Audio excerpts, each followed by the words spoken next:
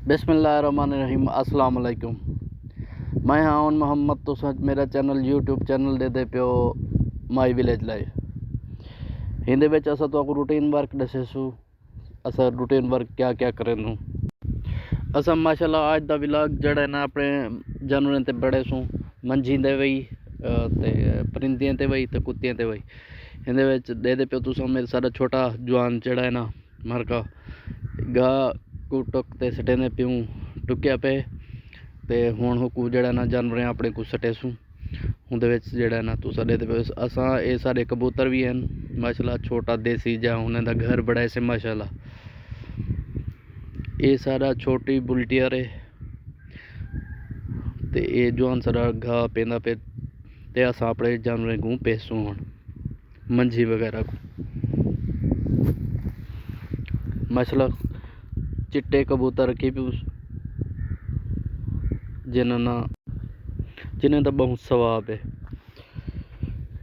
सवाब दे दार हकीकत रखी करूँ उड़ावण दे कायल कैन से ये साढ़े कने माशाल्लाह दू मंझी हैं। एक पैलने एक जड़ी है ना दू त्रै बारे जेड़ा ना दिती बती जिंदे विच जड़ी दोई गब्बणी हैं। एक जड़ी पैलने वो 8 महीने की गब्बण है, जड़ी दूजी है वो 5 महीने की गब्बण है।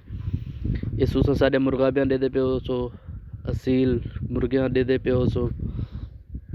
ये सारा डॉग है सारा बुलटियर माशाल्लाह। सारे जानवर देखो तुसां ये छोटे छोटे ये भी छोटे छोटे हाँ ये माशाल्लाह घा पै गए सर मरका। हुण तो आपको असां अपने जड़े ना ये छोटे जड़े बच्चे हैं ये भी मादियां हैं माशाल्लाह।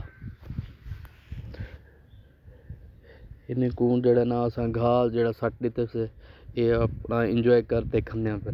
ये असां जड़ा घा है माशाल्लाह असां को नूरानी सीड दा काश्त किता सही साल वो घा है ते उन विच खुराक वो जड़ी खुराक है ना वो जानवरें को वजन भी देंदी है, गोश्त दे विच इजाफा थींदा, दूध दे विच इजाफा थींदा।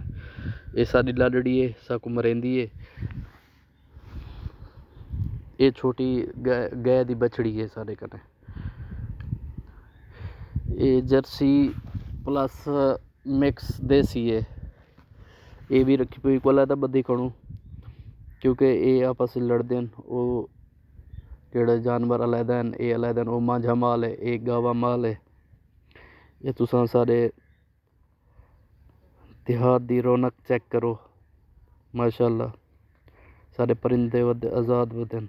ये सारा छोटा जहा सामान है रूटर थी गया, बॉम थी गई, फ्रेम थी गई, राजा थी गया, ड्रिल थी गई। ये सारा जरी सामान है जरी हालात हैं सारे। ऐसा इन्हें कोई ये 11 फाला जड़ा ना हल है ते असां जड़ा ना वही रखी पियूं एक 9 फाला हल एक 11 फाला हल। ये तुसा दे पियो सारे जवान जड़ा है ना पानी पिलेंदा पे ढांडे को जानवरें को मंझी को और धवेंदा पीप पे।